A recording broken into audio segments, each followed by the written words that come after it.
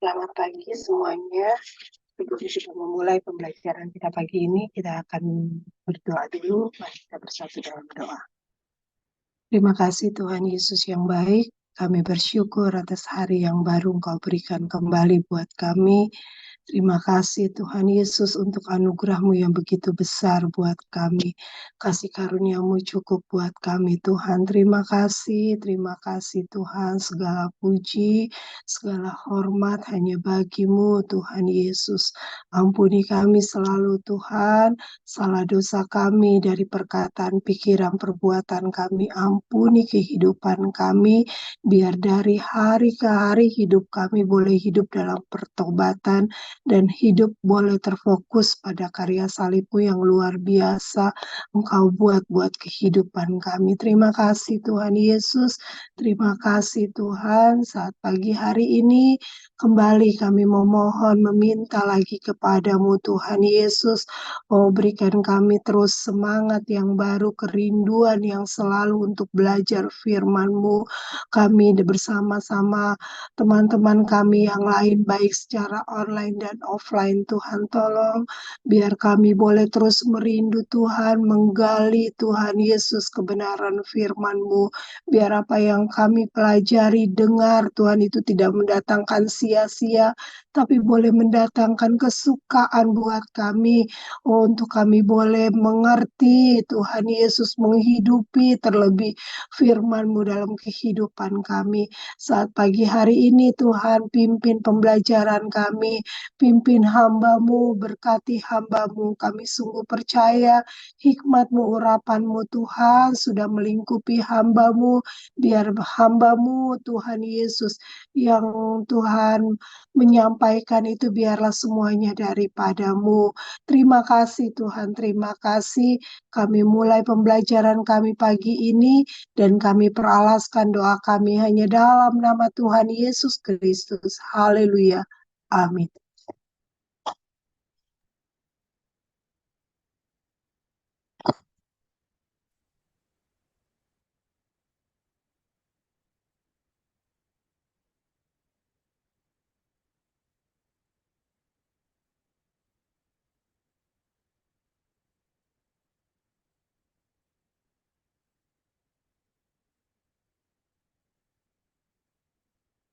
Puji Tuhan, kita bersyukur kembali diberi kesempatan untuk dalami kebenaran firman Tuhan. Tentu menjadi doa kita bersama saat diberi kesempatan oleh Tuhan untuk belajar firman-Nya, itu benar-benar mendatangkan sukacita. Sukacita yang bukan berfokus pada diri sendiri atau berfokus pada keadaan sekitar, tetapi berfokus pada anugerah Kristus yang memungkinkan untuk kita menikmati kebenaran firman. Puji Tuhan. Kita masuk ke bagian ke-9 dari doktrin Kristus.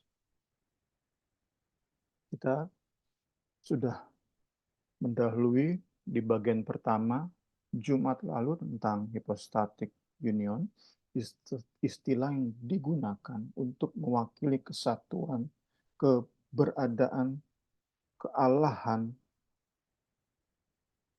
natur Allah dan natur manusia, Yesus Kristus di dalam satu pribadi, dua natur dalam satu pribadi. Karena itu sering disebut dengan istilah duinatur Kristus.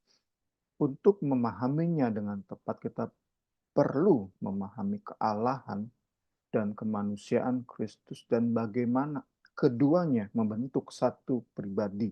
Jadi ada 3 poin dapat kita katakan. Kealahan, kemanusiaan sudah kita bahas di part bagian pertama Jumat lalu. Kemudian kita sudah melihat sedikit bagian ketiga, bagaimana kedua natur Allah dan manusia itu membentuk satu pribadi, Kristus.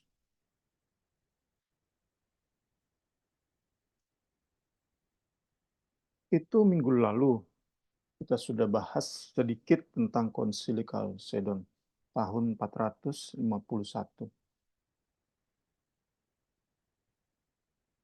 Kita akan mengulang sedikit apa yang sudah kita lihat minggu lalu tentang bagaimana kedua natur itu menyatu. Kita akan sedikit ulang yang minggu lalu.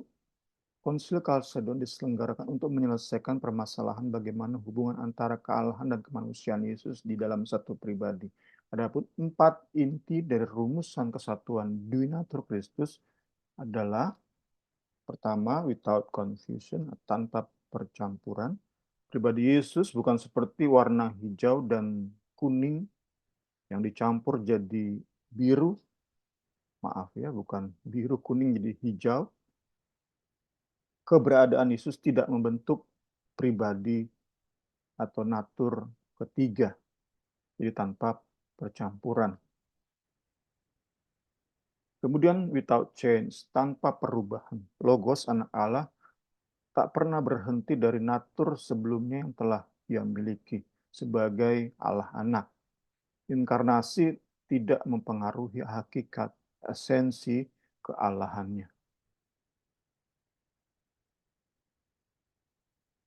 Tanpa pembagian, Duinatur Kristus tidak menunjuk pada terbaginya pribadi Kristus. Ia bukan setengah Allah dan setengah manusia. Keempat, without separation, tanpa pemisahan. Kesatuan kealahan dan kemanusiaan Kristus bersifat nyata, organik, bukan sebatas hubungan simpati moral dan kerja sama. Ini sudah kita lihat minggu lalu. Puji Tuhan, puji Tuhan. Kita mau melanjutkan bagian ini. Ada kata without dalam bahasa Indonesia, dalam bahasa Inggris tanpa. Tentu dalam bahasa aslinya berbeda. Keempat, kata without, tanpa, dalam rumusan Kalsedon itu dimaksudkan untuk mengcounter, melawan, mengoreksi berbagai bentuk ajaran sesat yang tumbuh dan berkembang mengenai keberadaan Kristus sampai dengan tahun 451, di mana konsili ini diadakan. Jadi begitu banyak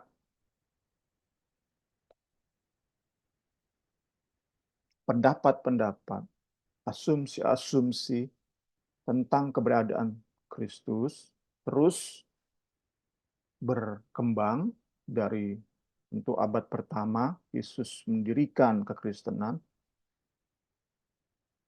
sampai ke abad 5 ini. Tahun 451 diadakan, di pertengahan abad kelima ini diadakanlah sebuah konsili rapat besar para pimpinan gereja untuk memberi penegasan, perumusan yang lebih lagi tegas dan jelas bagaimana dua natur ini menjadi satu di dalam pribadi Kristus.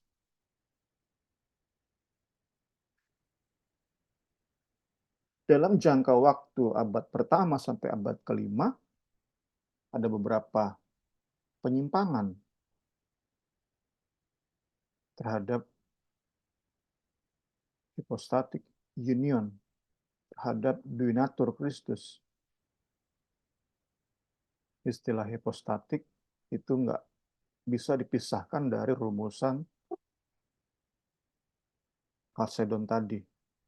Dalam bahasa aslinya ada kata hypostatik.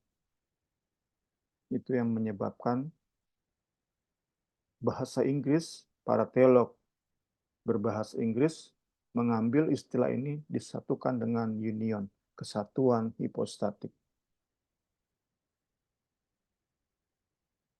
Setidaknya ada, daftarkan sini ada 4 penyimpangan-penyimpangan. Kita sudah pernah bahas bidat-bidat inkarnasi. Ini sedikit diulang dengan penekanan pada pendapat mereka tentang duinatur Kristus, bagaimana dua natur ini menyatu. Pertama, Nestorius dari Konstantinopel mengajarkan bahwa Yesus merupakan dua pribadi yang melekat, logos dan manusia. Menurutnya, Yesus itu mirip dengan kita. Kita manusia, kemudian Roh Kudus hadir saat kita terima Yesus sebagai Tuhan dan Juru Selamat. Dalam hal ini, Yesus manusia, logos hadir. Dua pribadi berarti. Nestorius mengajarkan tidak ada kesatuan hakikat, hanya kesatuan kehendak. Seperti kita, saat kehendak kita sebagai manusia terus ditaruhkan di bawah kehendak roh, kita lebih hari akan lebih seperti Roh Kudus, seperti Kristus. Itulah gambaran yang diberikan oleh Nestorius. Yesus mirip dengan orang percaya. Ada manusia yang dikontrol begitu sempurnanya oleh logos. Tetapi tanpa satuan hakikat, nggak ada esensi yang menyatu. Hanya kesatuan kehendak. Ini melanggar prinsip tadi kita sudah bahas. Tanpa pembagian, tanpa pemisahan. Karena menurut Nestorius tetap ada dua pribadi yang hanya melekat, bukan menyatu. Kemudian, Apollinaris dari Laodikia mengajarkan bahwa Yesus adalah Allah yang mengambil tubuh dan jiwa manusia. Namun, aku manusianya Yesus, kita bahas kemarin di bidat inkarnasi, rohnya atau pikirannya Yesus itu diambil alih secara total oleh Logos. Dapat dikatakan bahwa kemanusiaan Yesus itu terhisap ke dalam kealahannya. Nah, ini melanggar prinsip tanpa percampuran. Apollinaris membuat rumusan bahwa Yesus itu Allah yang mengambil alih manusia, membentuk natur baru. Melanggar prinsip tanpa percampuran, tanpa perubahan. Kita akan dapati nanti hal-hal yang sepertinya mirip, tetapi terus dan terus berkiblat kepada rumusan Kalsedon. Tanpa percampuran, tanpa perubahan, tanpa pembagian, tanpa pemisahan. Ini yang terus dipegang oleh teolog-teolog sampai detik ini. Puji Tuhan. Puji Tuhan. Kemudian kita lihat berikutnya, Cyrilius dari Alexandria juga mengajarkan bahwa natur kemanusiaan Kristus terhisap dalam kealahannya. Demikian pula dengan etikus. Nanti teman-teman bisa lihat kembali YouTube kita di Bidat Inkarnasi di tahun lalu. Puji Tuhan. Ajaran mereka ini disebut dengan monofisit, satu tabiat atau satu natur. Bertolak belakang dengan tadi, ajaran Nestorius, di mana nggak bercampur, nggak menyatu, ada dua pribadi yang saking kehendaknya sama persis, jadi seperti satu pribadi. Seperti kita kan manusia, saat Roh Kudus benar-benar kontrol kita, kita seperti satu pribadi, padahal dua pribadi. Itu diajarkan oleh Nestorius, duo pisit. Itu penyimpangan yang ada. Ya, kita lanjutkan.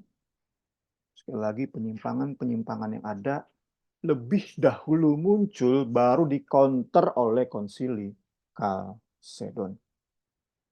Demikianlah konsili Kalsedon menghasilkan rumusan standar yang diterima oleh gereja sepanjang sejarah bahwa Yesus memiliki dua natur dalam satu pribadi tanpa percampuran, perubahan, pembagian, tanpa pemisahan.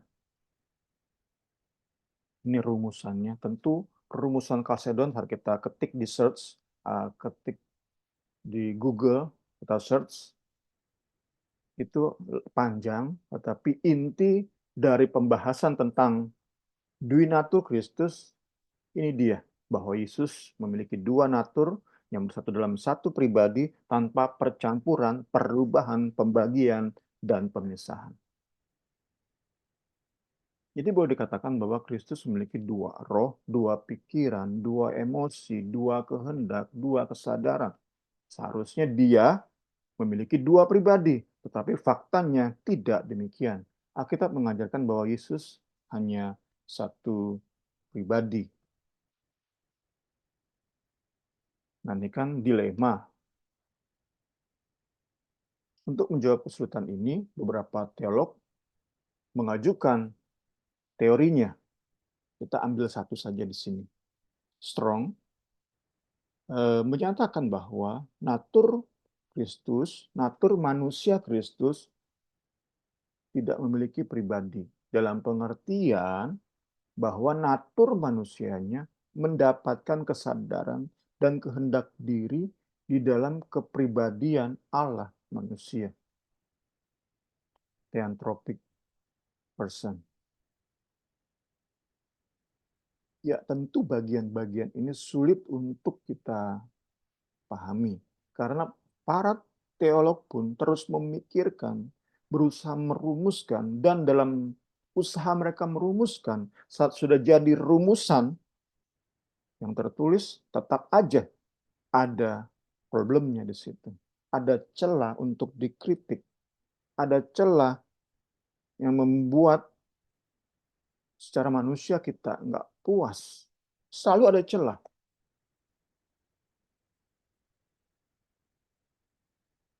Apalagi tentu kita yang tahapnya mungkin nggak lebih dari S1 dalam kita belajar di channel YouTube ini. Tetapi sama-sama kita rindu dalam kita mempelajari sistematik teologi. Ini yang ditampilkan. Ini yang buku referensi kita tampilkan.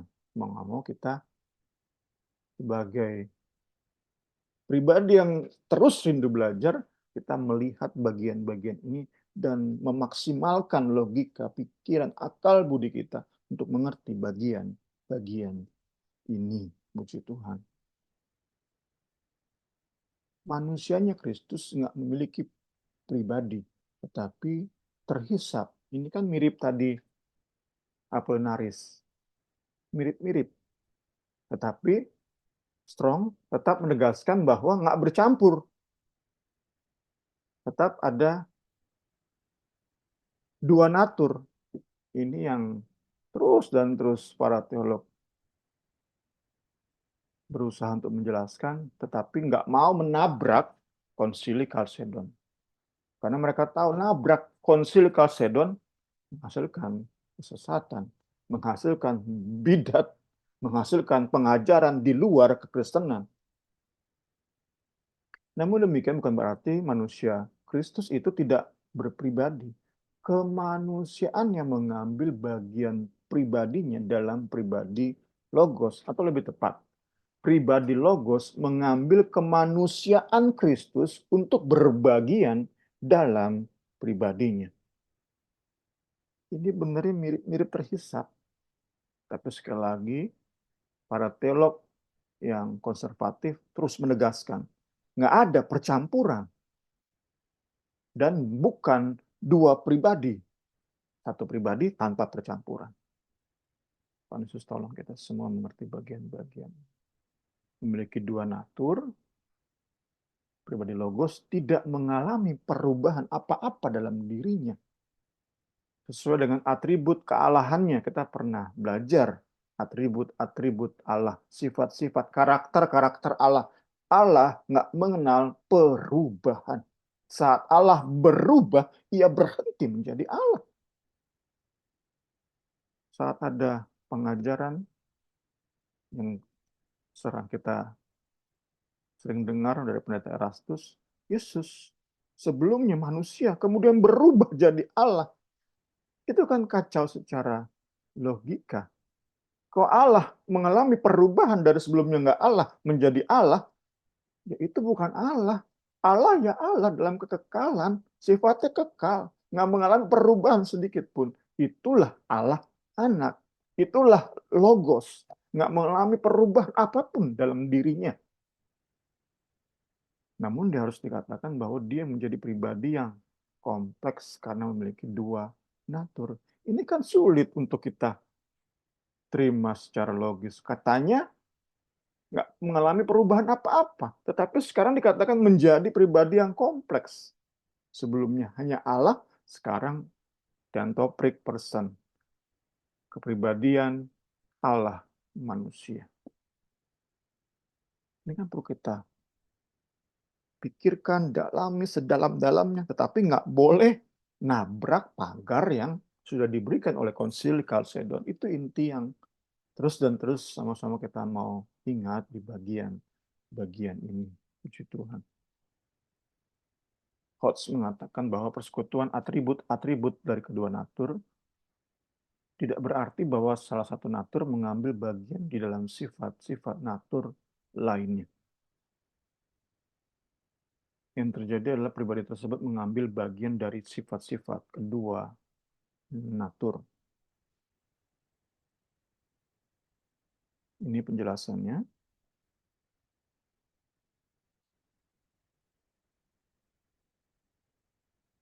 Kedua natur itu jadi mirip logos.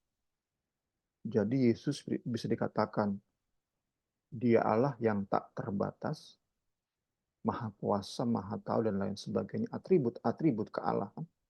Namun Yesus pun sebagai pribadi logos juga bisa dikatakan secara manusia dalam kemanusiaannya sebagai pribadi yang terbatas, yang nggak maha tahu, yang dapat menderita, bahkan dapat dicabut nafasnya dari tubuhnya.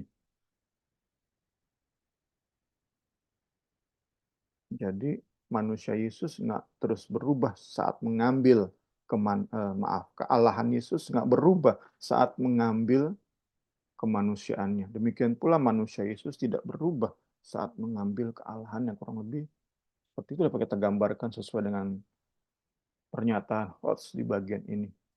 Persekutuan atribut-atribut dari kedua natur tidak berarti bahwa salah satu natur mengambil bagian di dalam natur lainnya. Nggak tuker-tukeran, tetapi menyatu dalam satu pribadi. Ini yang sejauh ini dapat saya mengerti, kiranya dapat sama-sama kita belajar, kiranya bagian-bagian ini membangkitkan semangat kita untuk terus belajar. Puji Tuhan. Communicatio idiomatum, itu yang pertama dari hubungan dua natur Kristus, bagaimana menyatunya. Ini dijelaskan oleh Louis Berkhoff di bukunya Sistematik Teologi. Jadi, menyatu dan memiliki, kita katakan saja, dua macam natur. Ia nggak terbatas, maha kuasa, maha tahu. Ia terbatas, nggak maha tahu, dapat menderita. Kita sudah bahas kealahan dan kemanusiaan Kristus minggu lalu. Kemudian dalam beroperasi, hubungan dua natur Kristus ini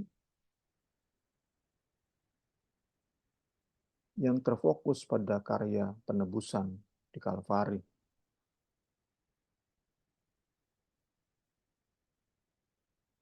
Berkhoff menjelaskan bahwa penyebab efisien karya penebusan Kristus adalah subjek dari pribadi yang tidak dapat dipisahkan dalam Kristus. Jadi dua natur ini membentuk satu pribadi, itu dua-duanya, kita sebut dua jadi seperti dua pribadi kan? Sulit memang menjelaskannya. Tetapi dua natur ini dalam satu pribadi yang menjadi penyebab efisien karya salib itu tersedia bagi kita.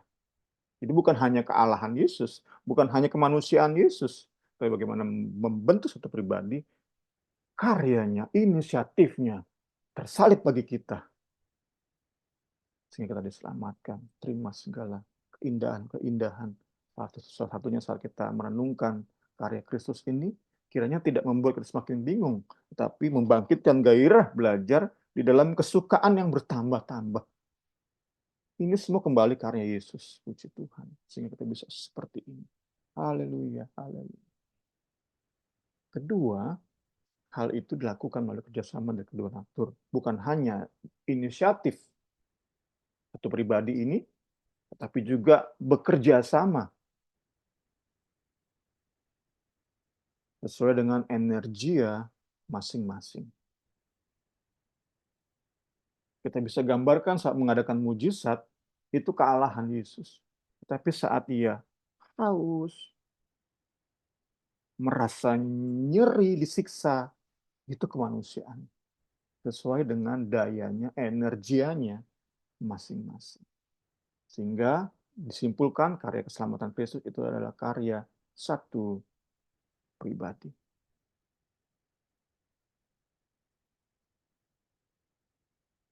Ketiga adalah communicatio charismatum. Ini tentu istilah Latin, bahwa natur manusia Kristus ditinggikan dengan bermacam-macam kekayaan dan karunia yang mulia. Itu dalam hal Kristus itu menerima anugerah dan kemuliaan oleh karena persatuan dengan natur Logos, sehingga kemanusiaan Kristus itu ditinggikan dari segala ciptaan dan menjadi objek penyembahan. Manusia tapi jadi objek penyembahan. Itu bagi orang di luar kekristenan menjadi sesuatu yang ditentang habis-habisan, dikutuk. Manusia kok disembah? Itu kan yang sering ditampilkan oleh saudara-saudara kita Muslim. Manusia kok disembah? Manusia kok jadi objek penyembahan? Kita lihat di sini. Karena menyatunya kemanusiaan Kristus dengan natur Allahnya, kealahannya, bentuk satu pribadi, sehingga kemanusiaan Kristus ini ditinggikan dari segala ciptaan dan yang patut kita sembah, kita tunduk. Apapun yang ia katakan kita iyain, kurang lebih seperti itu. Puji Tuhan. Kedua, dalam hubungan karismatum, karunia roh secara khusus pada pikiran, kehendak, kuasa Kristus. Sehingga kemanusiaan ditinggikan di atas semua ciptaan yang memiliki pikiran. Dalam hal ini, kita pun dihadapkan dengan isu yang terus menjadi perdebatan. Apakah Yesus Kristus punya potensi untuk jatuh dalam dosa? Itu kan terus jadi perdebatan. Saat dikatakan Yesus nggak punya potensi untuk jatuh dalam dosa, ya berarti Yesus nggak sama seperti kita dong.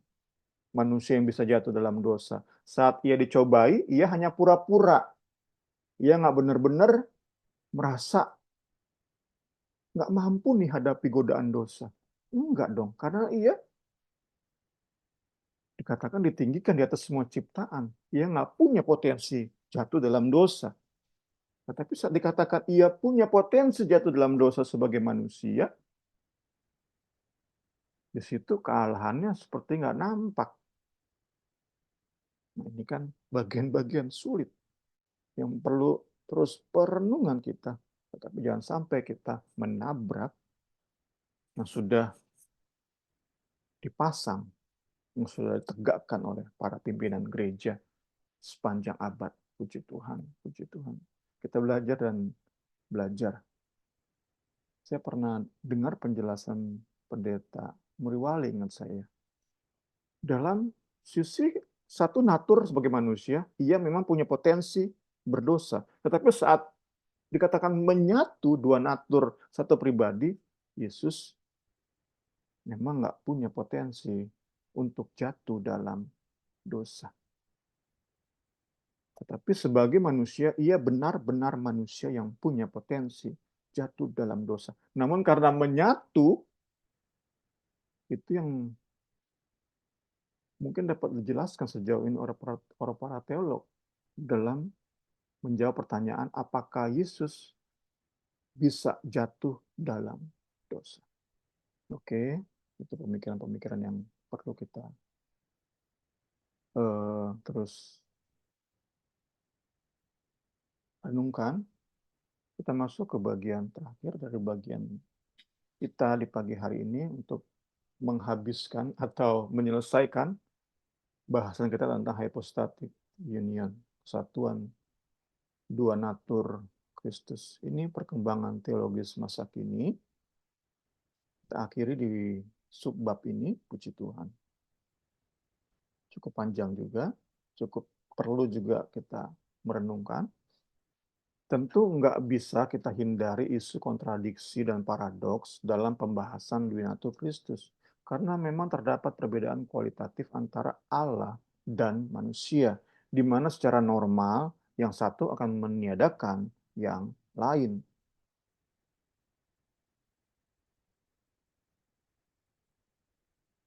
Satu pribadi dikatakan Allah, ya nggak mungkin dia manusia. Allah ya Allah, nggak mungkin dia manusia. Satu pribadi dikatakan Allah, nggak mungkin ia manusia. Karena Allah dan manusia saling meniadakan. Jadi kita sudah lihat atribut-atribut Allah dan manusia bertolak belakang, saling meniadakan. Negate each other.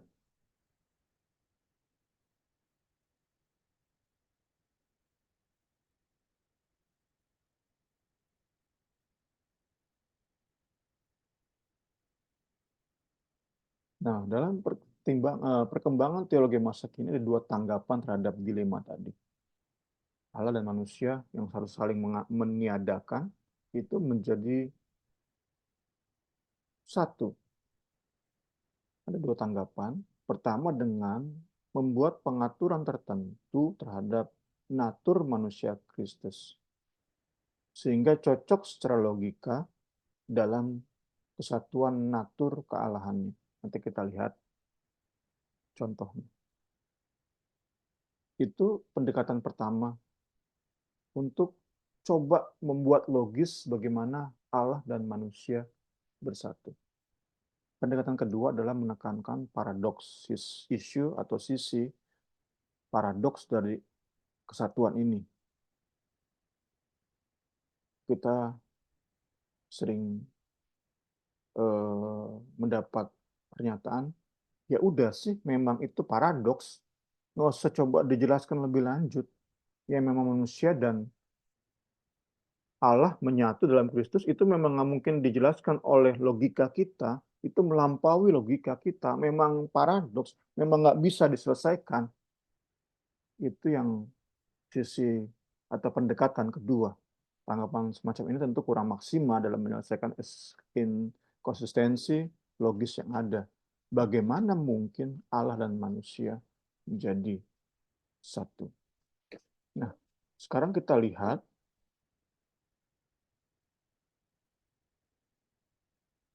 dua pendekatan ini sama-sama meyakini kealahan dan kealahan Yesus. Jadi dalam pembelajaran kita, para teolog konservatif itu nggak punya masalah tentang kealahan Yesus. Nggak seperti tentu pendeta Erastus yang lebih condong kepada kemanusiaan Kristus. Sedangkan para teolog konservatif udah aman dalam kealahan Kristus. Memang ia benar-benar Allah. Namun kemudian yang menjadi isu adalah bagaimana kemanusiaan Kristus ini bisa dijelaskan dengan lebih logis sehingga saat menyatu dengan kealahannya itu dapat diterima oleh logika kita, lebih dapat diterima oleh logika manusia. Dapat kita katakan bahwa Berikut ini dua bagian firman Alkitab yang sepertinya memaksa pemikir Kristen, para teolog untuk memikirkan kemanusiaan Kristus. Kristus itu seperti apa sih? Manusia seperti apa sih? Sehingga bisa secara logis menyatu dengan Allah.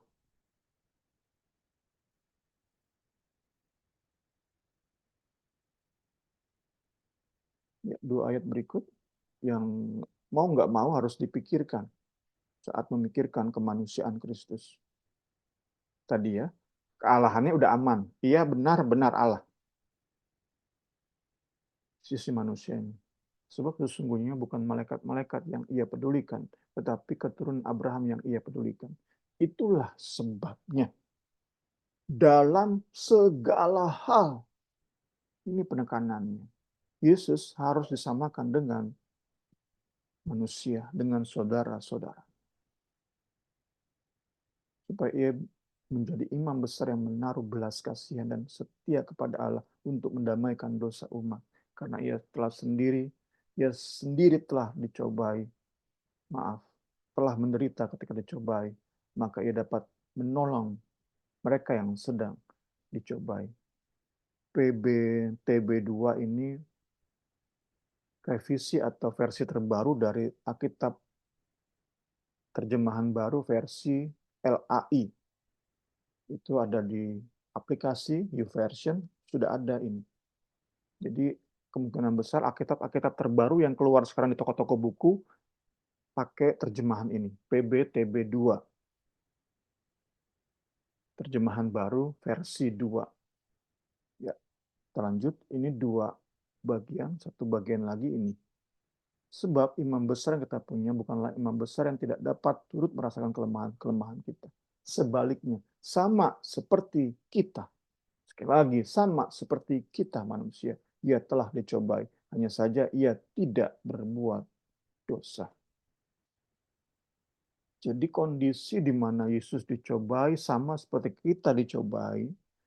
Dalam segala hal Yesus sama seperti manusia. Kondisi ini perlu diperhatikan oleh para teolog saat terus berusaha merumuskan natur kemanusiaan Kristus. Yang terkini atau masa kini, teolog bernama Millard Erickson melakukan pendekatan yang pertama tadi ya. Berusaha memberi pengaturan terhadap kemanusiaan Kristus agar saat menyatu dengan kealahannya itu lebih masuk ke logika kita manusia. Ia menyatakan bahwa kemanusiaan Yesus adalah manusia ideal. Dengan asumsi bahwa saat pertama kali manusia diciptakan dalam kondisi ideal yaitu Adam, itu jauh lebih mirip serupa dengan Allah. Nggak seperti kita sekarang. Kita bisa bayangkan betapa jauhnya atribut sifat karakter kita ini dengan sifat-sifat Allah. Asumsi Erickson adalah Adam itu punya atribut-atribut, sifat-sifat, karakter-karakter yang jauh lebih serupa dibandingkan kita dengan Allah. Itu asumsi yang diberikan oleh Erickson. Agar tujuannya sekali lagi,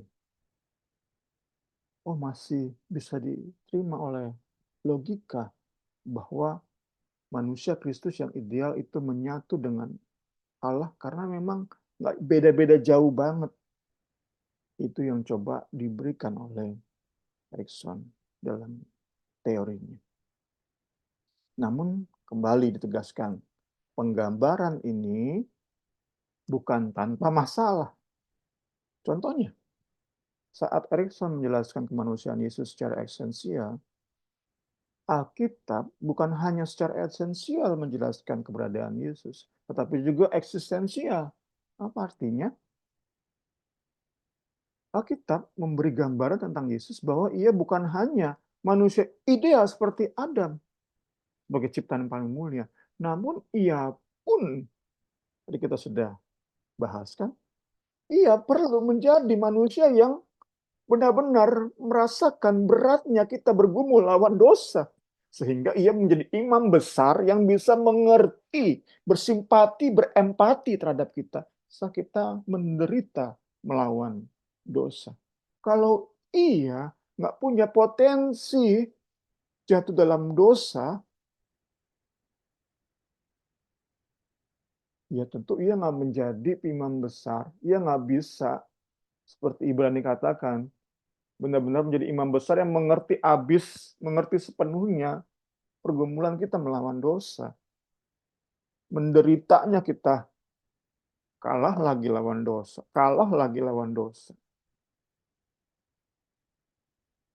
Hal-hal ini memang sulit.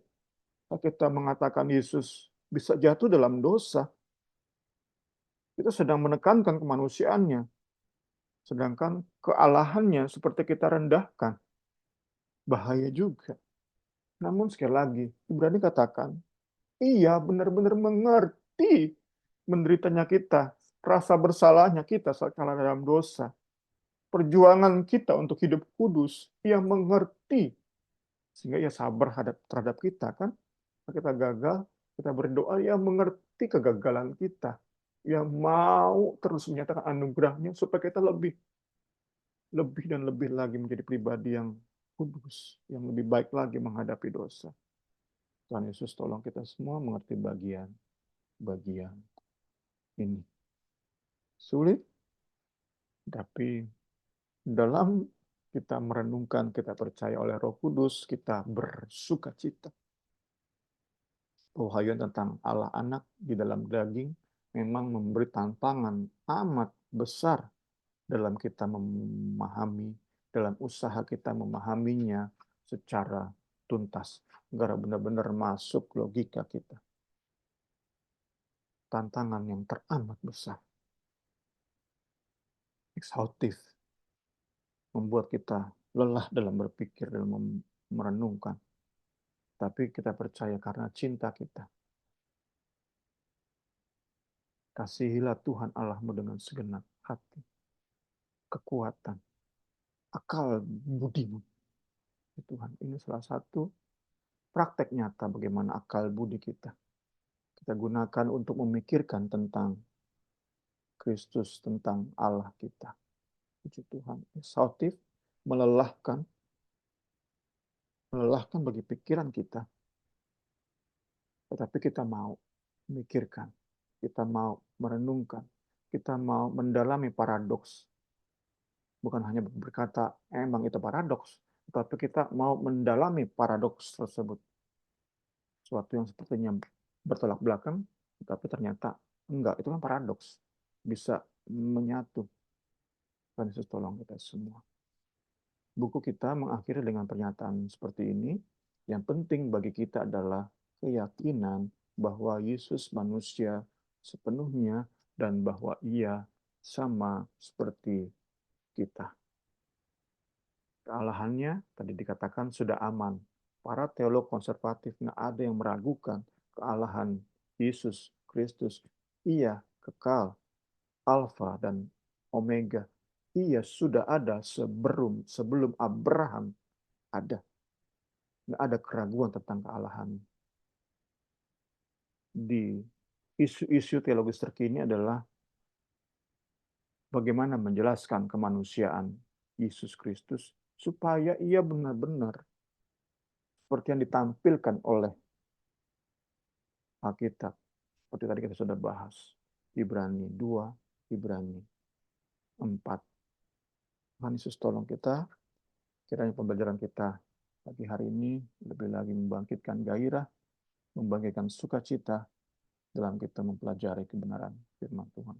Tuhan Yesus memberkati. Nanti Ibu Rini akan tutup kita di dalam doa.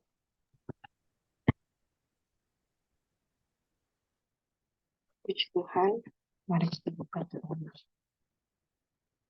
Terima kasih Tuhan Yesus, terima kasih Tuhan. Engkau sungguh baik dan sangat baik Tuhan Yesus. Kami bersyukur atas pembelajaran pagi ini Tuhan. Kami diingatkan Tuhan, Kau sudah memberi kami akal budi Tuhan, untuk kami boleh terus memikirkan Tuhan Yesus.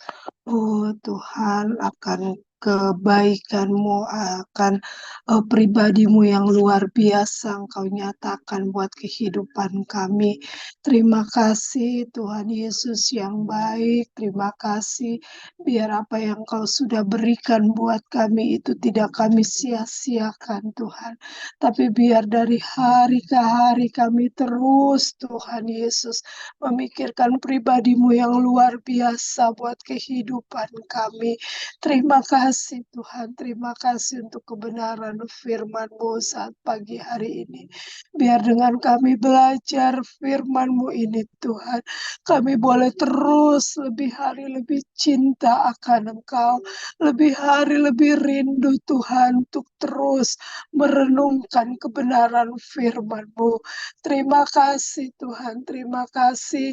Kami berdoa buat teman-teman kami yang lain yang akan melihat rekaman online kami. Engkau juga berkati mereka, buka pikiran hati mereka Tuhan, supaya mereka juga rindu Tuhan Yesus untuk terus merenungkan kebenaran firman-Mu. Pakai terus hamba-Mu Tuhan, lebih hari lebih heran. Berikan selalu kesehatan, kekuatan, hikmat, akal budi daripada-Mu. Biar apa yang hamba-Mu pelajari boleh dibagikan buat kami. Dan itu boleh untuk kemuliaan nama-Mu. Terima kasih Tuhan, terima kasih untuk pagi hari ini. Kami bersyukur dan bersyukur. Kami serahkan kehidupan kami ke dalam tangan-Mu di sepanjang hari ini Tuhan. Segala setiap kegiatan kami, oh Tuhan Yesus, kami hanya taruh harap kami kepada-Mu. Dan kami peralaskan doa kami hanya dalam nama Tuhan Yesus Kristus. Haleluya. Amin.